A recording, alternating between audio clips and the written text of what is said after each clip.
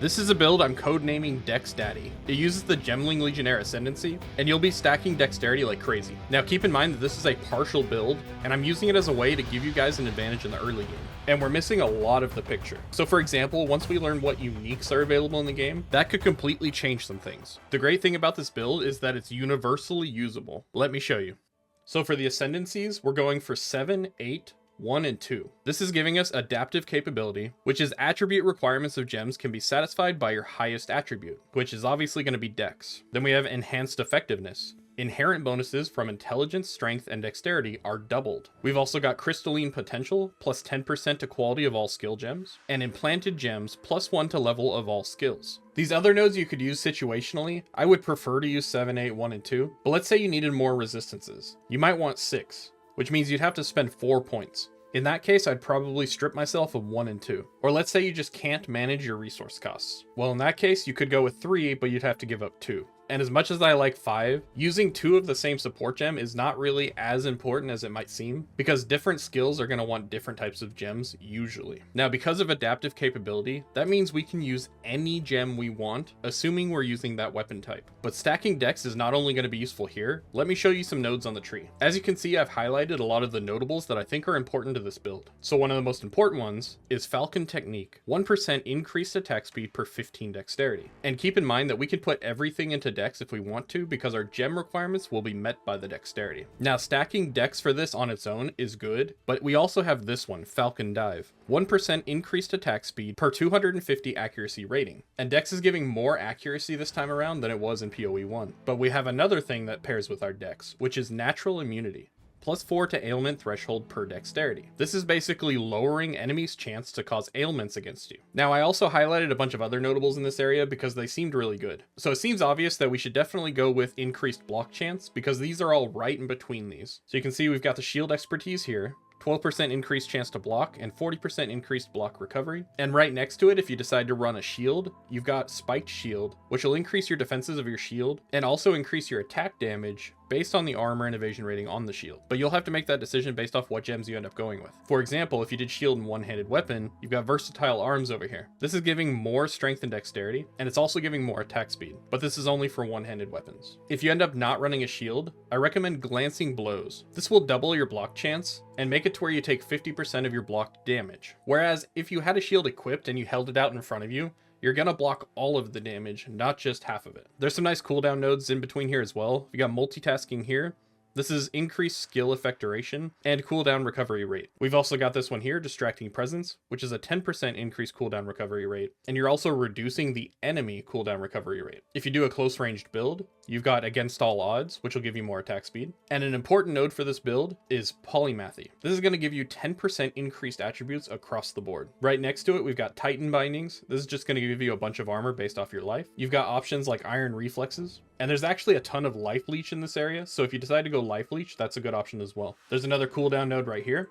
We've got Lay Siege, which also gives us more damage per block chance, and that's going to pair really nicely with the Glancing Blows. I put these notables here because they have movement speed and they have increased dexterity. And if you're new to ARPGs, movement speed has a lot of value because it keeps your attacking uptime higher and also allows you to move out of way of attacks even faster. This node here reduces enemy critical damage against you. It's also giving you more armor and evasion rating and 10 stat points. Over to the left, we've got more block chance. We've got even more block chance. We've got some increased maximum life. And since you're so far over this way anyways, there's a couple of nice options here. Over on the left, you've got Blood Magic, which removes your mana and makes your skills cost life instead of mana. This is what you do if you go with the Life Leech option. It can be a great way to counter mana issues. Down below, if you decide to go with two-handed weapons, you could go Giant's Blood. This will work for two-handed axes, maces, and swords. So unfortunately, not for quarterstaves. Now keep in mind that you can actually run this as a ranged build and use a crossbow as well. In the middle here, you can see that there's nodes for grenades, and those are nicely tucked in between, so you could run that if you want to. There's also a whole bunch of projectile bonuses around here as well. So realistically, almost anything you want to run, you can run with this build. Now, if you decide to go with a two-handed weapon, these nodes in red are going to be useful for you, and they pretty much all fall between nodes we've already selected. I also came across this node while I was looking at these, which is useful whether we use one-handed or two-handed weapons, but it's probably only worth going for if you decide to do melee. Alternatively, if you decide to go one-handed, you've got a bunch of nodes here, here, and down here. If you decide to dual wield, you've got the nodes here. And there's a lot of space around the outside that focuses on specific weapon types. So make sure you build into whatever you end up using. And if you end up going with chaos damage, I highly recommend hitting the Speculative node, because this is going to give you 7% increased attributes, but it's a bit out of the way unless you're going for chaos already, and it's much less useful to somebody that's not running chaos damage. If you end up using armor break in your kit, you've got some nodes here and some nodes over here that you can use as well. If you decide you want to do leech, here's some of the locations for leech. You've got one right here, you've got voracious here, you've got bloodthirsty right here. Down at the bottom, you've got goring and fast metabolism. You've got Volpact here, which is going to make your life leech instant, and you won't be able to use flasks anymore. Over on the left, you've got Savored Blood, and again, blood magic if you decide to replace your mana with your HP. And again, keep in mind, we don't have info for a lot of these nodes, so make sure you're keeping your eye out for anything that fits within the same synergies. Alright, so I don't have a specific build put together, but I threw some quick stuff together to give you guys an idea of what you can do with gems. So as you can see here, we have a melee strike gem. The tags at the top of the gem are important for identifying what type of gem it is. So you can see we've got melee strike, AoE, melee, slam, and duration, spell, persistent, and cold, AoE, melee, and lightning, and buff, persistent, AoE, aura, and meta. So for this first one, we've got the melee strike gem, and it's converting a portion of our physical damage to lightning damage. We're buffing it with faster attacks for more attack speed, lightning penetration, so we can do more damage with that portion of lightning, added lightning damage, more damage for close combat, and a critical damage gem. Unlike a lot of ARPGs, I don't think we're going to be using one skill nearly as much as we would in other games. So in this particular situation, this is more of our single target damage. Then we have Hammer of the Gods, which is on a long cooldown, but it'll be a big blast of AoE whenever we need it. With this one, you can see I did reduce cooldown, so we can use it more often. Brutality, to give it more damage, but it doesn't deal elemental. Melee physical damage. It increases our damage but reduces our attack speed, which is okay because we're not using it that often. Physical Mastery, which is going to give this a +1. And Fist of War. This only works every 6 seconds, but because we have a long cooldown on this, it's going to work every time. And if you don't know, Ancestrally Boosting gives it 20% more damage and 20% more area of effect. So this will be really nice for clearing out a big group of enemies,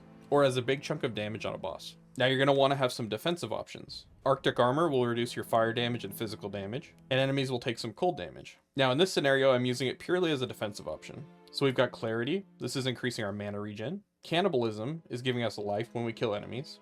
Precision is increasing our accuracy rating. Vitality is regenerating our life, and Herbalism is increasing our flask recovery. So everything I put on here is just going to support us while this is active. And because this is persistent, we can keep it active all the time. At the cost of reserving 30 spirit, of course. Next up, we've got Stormwave. This is in the kit, so we have an option for AoE, especially when we don't have our cooldown for Hammer of the Gods up. Stormwave is also lightning damage, so you could start to build towards that if you wanted to. But in this case, I'm going to focus on things like two-handed weapon damage, because all of our gems will benefit from that. And then I focus on the lightning increases in the gem itself. So you can see here, we've got Lightning Mastery, increasing the level by 1. We've got Pulverize, which is increasing the damage and AoE area. Empower Damage to increase the damage. Concentrated Effect to give us even more area damage. And Weapon Elemental Damage to increase our damage even more. And just one more example, we have Blasphemy. Blasphemy is going to reserve spirit so that we can have a bunch of curses active at once. So I just threw in a bunch of stuff that's going to help with curses. So Heightened Curse increases their effect. Enfeeble will reduce enemy damage. Vulnerability is going to reduce enemy armor. Temporal Chains is going to lower enemy action speed. And Hex Bloom is going to cause our curses to spread to enemies within 3 meters when they die. So you can start to see how you can chain these things together and make your own build. Just make sure as you're playing through the game, if you run into a situation where you don't have the right tool for the job, use one of these skill slots to fill that space. You can do things like going with Armor Breaker, and then look for support gems that do more of that. So supported skills break 80% more armor. And you just keep stacking these in until you have a skill that's really good at breaking enemy armor, and then you can use other skills that capitalize on the broken armor. More so than any other ARPG I've played, Path of Exile 2 is going to focus more on interactions and skills than purely just pumping up a skill. This means that there's way more depth in combat, but it is also a little more complicated. But have some patience because it's worth it in the end to have the better combat. This build probably has the most freedom to mix and match of any build I could think of. So if you get stuck, don't be afraid to try something different. We don't have all of the info yet, so I can't really give you all of the specifics, but hopefully this gets you on the right path and makes your life a little bit easier. But on that note, thanks for watching. Don't forget to like, comment, and subscribe, and I'll see you guys in my next video. Later.